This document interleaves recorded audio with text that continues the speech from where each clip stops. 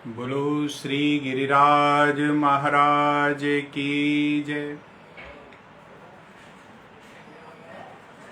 आज के आनंद की जय।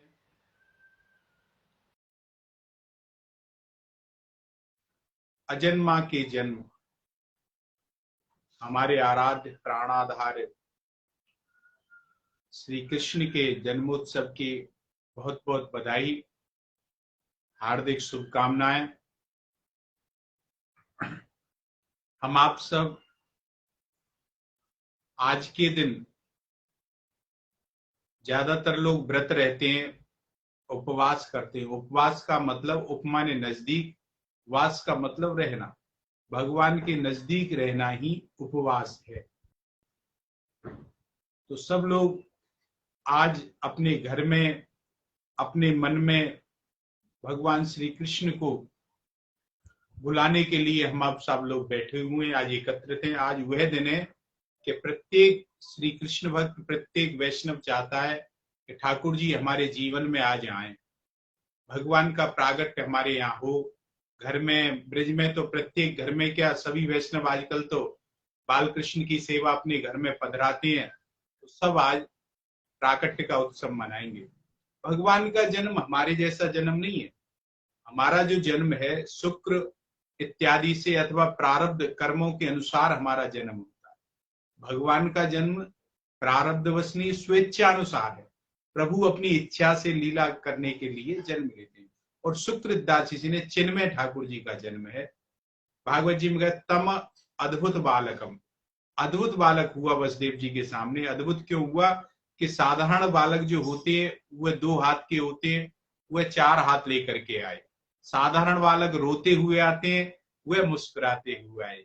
साधारण बालक खाली हाथ लेके आते हैं, वह आयुध लेकर के आए, शंख चक्र गदा पद्म हाथ में लेकर के आए। साधारण बालक निर्वस्त्र आते, नग्न अवस्था में आते, वह पीतांबर धारण के लिए आते। अद्भुत है, हमारे जैसा जन्म नहीं है जीव जैसा। तो भगवान का जन्म स्वेच्छानुसार है। दूसरी बात, भगवान का जन्म जो कहते हैं कि भाई राक्षसों को का उद्धार करने के लिए, पृथ्वी का उद्धार करने के लिए, जो राक्षसों का भार था पृथ्वी पे, उससे भार मुक्त करने के लिए भगवान का जन्म हुआ। वो तो ठीक है, लेकिन जो हमारे यहाँ कृष्ण हुए हैं, ब्रज में जो कृष्ण का अवतार है वो मधुर कृष्ण का अवतार है, कठोर का नहीं है। मधुराध पते रखलम मधुरम। और मधुर कृष्ण का जो अवतार हुआ है वो राक्षसों के वध के लिए नहीं। राक्षसों के वध के लिए तो प्रभु एक भट्टी टेढ़ी कर दे, उसी से राक्षसों का नाश कर दे। श्री कृष्ण का जन्म जो हुआ है अपने भक्तों को सुख देने के लिए, लीला करने के लिए भगवान का प्रागट हुआ है।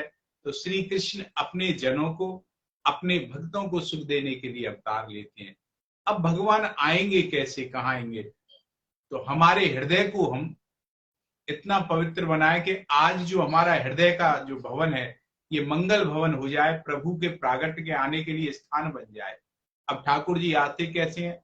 तो ठाकुर जी कहते हैं भगवान के, भाई निर्मल मन जन सो मोहि पावा। जिसका निर्मल मन होगा उसी के हृदय में मैं आऊंगा। और दूसरी शर्त रखते, मोए कपट छल छिद्र न भावा। कपट और छल छिद्र मुझको बिल्कुल भी पसंद नहीं है। जिसका मन निर्मल होगा उसी के हृदय में आऊंगा। तो हमें अगर आज वाकई में सच्चा जन्मोत्सव, जन्माष्टमी का पर्व बनाना है तो अपने हृदय को भगवान के लिए तैयार करना होगा, जिससे वो अजन्मा ब्रह्म है वो हमारे हृदय को अपना भवन बना ले। यही है। अब ये हो कैसे? निर्मल मन। हमारा निर्मल मन कैसे हो? तो उसके लिए कहते हैं यत्र त्रिसर्गो मृषा। भाई कोई आप अपने घर पे कढ़ाई लेकर के आओ भंडारे के लिए, किसी भोजन इत्यादि के लिए, और टेंट वाला आपको ऐसी कढ़ाई दे दे कि जिसमें हमारा खूब माल घुटे हो, बड़ी चिकनी हो रही हो, जंग लगी हुई हो, ऐसी कढ़ाई को वो आपको दे दे, तो अब उसे साफ करना है, कैसे करोगे? तो आजकल तो विम और तेजाब चल रहे हैं, पहले तो तेजाब और विम नहीं थे। तो कैसे करो? यत्र त्रिसर्गो मृषा, 3 चीज के, तेजो वारी मृदा। अग्नि, अग्नि पर कढ़ाई रखो, उसमें जल डालो और गर्म हो जो मिट्टी लेकर के खूब इसमें महाराज रगड़े दो, तो वह साफ हो जाएगी। आजकल तो हम लोग कसरत करने के लिए जिम इत्यादि में जाते हैं। पूर्व में हमारे घर के कार्य ऐसे होते थे कि उन्हीं में सारे शरीर की कसरत हो जाया करती थी। तो 3 चीज चाहिए महाराज। अग्नि, अब अग्नि कौन सी लाए? दावा नल लाए, वाड़ा नल लाए, जठराग्नि लाए, अनेकों प्रकार की अनल है, कौन सी लेकर के अग्नि लाए? तो कहते हैं महाराज इन किसी अग्नि से काम नहीं चलेगा। कौन सी अग्नि चाहिए? कि किसी संत के चरणों में जाकर के उसके द्वारा प्राप्त होकर के भगवत प्राप्ति की उत्कंठा की, लोलुपता की ही अग्नि हमें चाहिए। भगवत प्राप्ति की उत्कंठा हो वह अग्नि चाहिए। अब संत कौन है, संत कैसे पहचानोगे? बहुत से लोग तो आजकल जो चमत्कार दिखाते हैं उनको संत मानते हैं महाराज। केला लिया, मंत्र पढ़ा, अमरूद बना दिया, ये संत है हमारे, चमत्कार को नमस्कार है। तो भैया अमरूद तो हम बाजार से ही खरीद लाएंगे, क्या जरूरत पड़ रही है इसकी? अनन्नास लिया, कमल का फूल बना दिया, तो उसके लिए क्या जरूरत पड़ रही है उसकी? वो तो हम बाजार से ही खरीद लाएंगे। ये संत नहीं है। संत में हमें अंतर क्या है? संत की संपत्ति होती है संत का स्वभाव, जिसकी वृत्ति शांत हो। वस्त्रों से संत नहीं होता है। आजकल वस्त्रों से तो मेहनत पहचाने जाते हैं, संत नहीं। तो जिसकी वृत्ति शांत हो वही संत है। अब ऐसे तो संत में और हम में कोई भेद नहीं है। संत हैं वह भी सोते हैं, हम भी सोते हैं, वह भी जागते हैं, हम भी जागते हैं, वह भी खाते हैं, हम भी खाते हैं, वह भी नहाते हैं, हम भी नहाते हैं, वह भी बोलते हैं, हम भी बोलते हैं, वह भी चलते हैं, हम भी चलते हैं। तो ये संत की ऊपरी दृष्टि से देखो तो हम में और संत में कोई भेद नहीं है, समानता ही है। लेकिन कहते हैं कि भाई संत में और हम में अंतर क्या है? कहते हैं कि संत भी दीपक हैं और हम भी दीपक हैं। हम बुझा हुआ दीपक हैं, संत जला हुआ दीपक। इसे आप ऐसे समझो कि एक माताजी मंदिर में गई और घर की कपास रुई लेकर के काती हुई रुई की सुंदर वाती बनाई और अपने घर की देसी गाय का सुंदर, जो गौ माता है गिरी नस्ल की भारतीय देसी गाय के घी से बिलो करके घी चलाया और उसको लेकर गई और सुंदर हीरा जड़ित दीपक लेके गई मंदिर में पहुंच गई। किंतु हुआ क्या कि वो दियसलाई माचिस ले जाना भूल गई। अब दीपक है, घी है, वाती है, किंतु देवता भी सामने है, उनकी आरती नहीं उतार पा रही है। तभी एक दूसरी माताजी पहुंची, तो दूसरी माताजी भी सोने का दीपक लेकर के पहुंची, किंतु वह भी दियसलाई नहीं लेके पहुंची। तभी एक तीसरी माताजी पहुंची, वह भी बड़ा सुंदर दीपक लेकर के पहुंची। तो दोनों उसके ऊपर झपटी, अरे बहन तुम देसलाई लाई हो क्या, लाओ जलाए। तो बोली मैंने सोचा कि दो दो बुद्धिमान पहले से गई हैं तो मुझे ले जाने की क्या जरूरत है, मैं भी नहीं लाई। अब और माताएं आई, वह भी देसलाई नहीं लाई। तभी एक बुजुर्ग माता आई, लठिया लेकर के चलती हुई, टूटा फूटा सा एक दीपक, और वह उसको जला करके लाई। और जैसे जला करके लाई तो सारी माताएं उस पर झपटी और उन्होंने उस माता के दीपक से अपने दीपक को जलाया और मंदिर में आरती उतार करके देहरी पर रखा। तो गर्भगृह भी रोशन हो गया और आंगन भी रोशन हो गया। तो कहने का मतलब संत जलता हुआ दीपक है। किसी सदगुरु संत के दीपक से हमारी उनकी बाती से बाती जल जाए तो बाहर भी उजाला हो जाएगा और हमारे अंतर मन में भी उजाला हो जाएगा। ये अंतर है। तो कहने का मतलब तेजो वारी मदम, तेज अग्नि, वारी जल और मृदा मिट्टी, ये 3 चीज चाहिए। इसी से जो बाहर की कढ़ाई साफ हुई थी, मन की कढ़ाई में जो हमारा मन जन्म जन्मांतर से काम क्रोध लोभ मत्सर से गंदा हो गया है, इसको साफ करने के लिए 3 ही चीज चाहिए। तो मन को साफ करने के लिए तेजो अग्नि चाहिए, उत्कंठा की अग्नि, किसी संत के चरणों में बैठ करके। अब वारी, दूसरी चीज है वारी जल, जल लाओ भाई जल लाओ, गंगा जी का लाओ, यमुना जी का लाओ, और महाराज गंगा जी, यमुना जी, नर्मदा जी, अलकनंदा इत्यादि का जल लेकर के आओ। किंतु इस जल से यह हृदय भवन साफ नहीं होगा। संत बड़ी ऊंची बात कहते हैं, कैसा जल?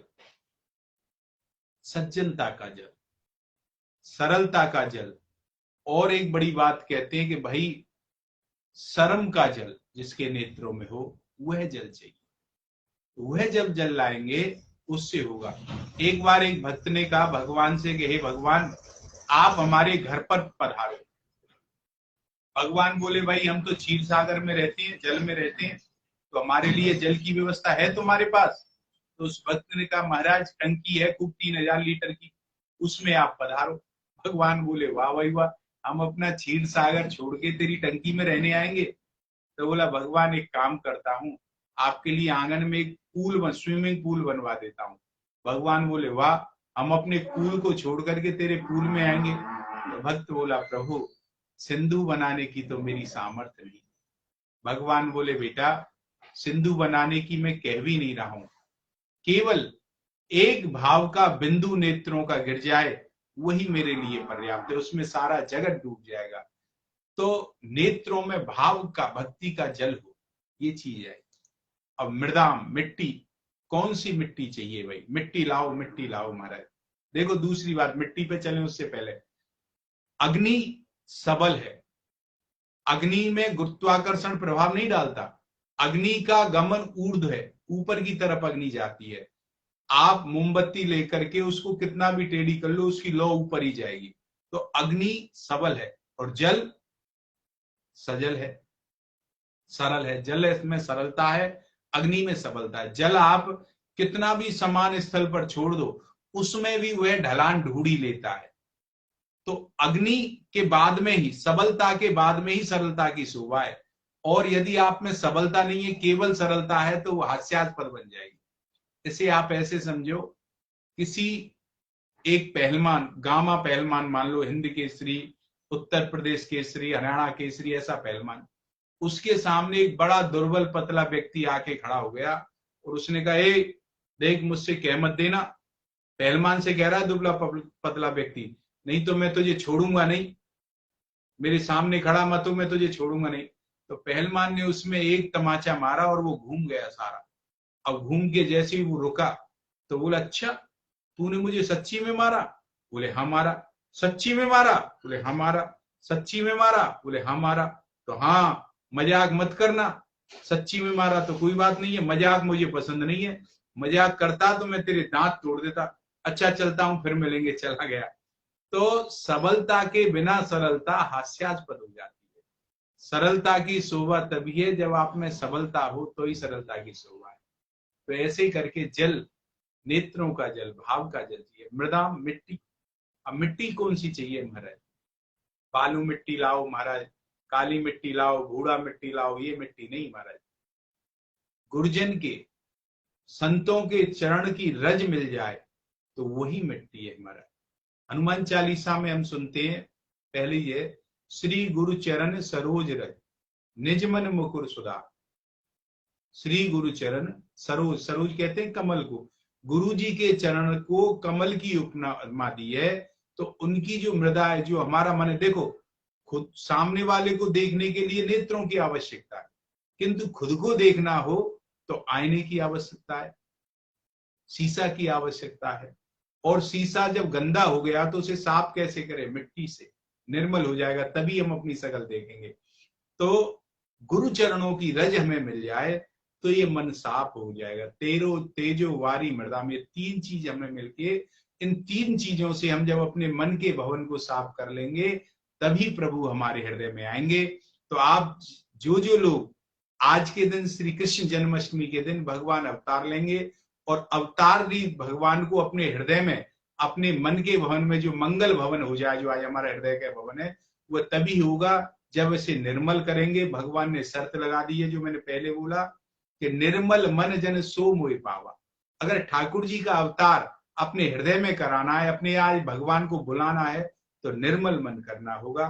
तो आप सभी निर्मल मन करके आज सब, मेरी भगवान श्री कृष्ण के चरणों में, श्री गिरिराज जी के चरणों में प्रार्थना कि वह आप सब पर कृपा करें। आप सब लोग निर्मल मन करके पूरे उत्साह से, जैसे हम लौकिक लोगों का अपने का जन्मदिन मनाते हैं उससे भी कई गुने उत्साह से श्री कृष्ण का जन्मोत्सव आज हम मनाएंगे। और कल हम लोग, आज भगवान का प्राकट्य होगा और कल हम नंदोत्सव यहाँ चंद सरोवर पर शाम को 6 बजे नंदोत्सव मनाएंगे। उसमें ढाड़ी लीला भी आपको दर्शन करोगे। और जो लोग शारीरिक मानसिक रूप से नहीं आ सकते, वह मानसिक रूप से जुड़ करके फेसबुक और हमारे यूट्यूब चैनल गोविंद के गुण गाइए पर लाइव जुड़ करके भी उसका दर्शन करके आनंदित हो सकते हैं, आनंद ले सकते हैं।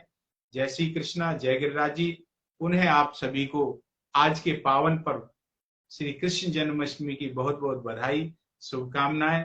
ठाकुर जी आप पर का मंगल करें, आपके परिवार में सुख शांति समृद्धि बनी रहे, उत्तरोत्तर आप लोग प्रगति करते रहें, ऐसी भावना के साथ में। जय श्री कृष्णा, जय गिरिराज।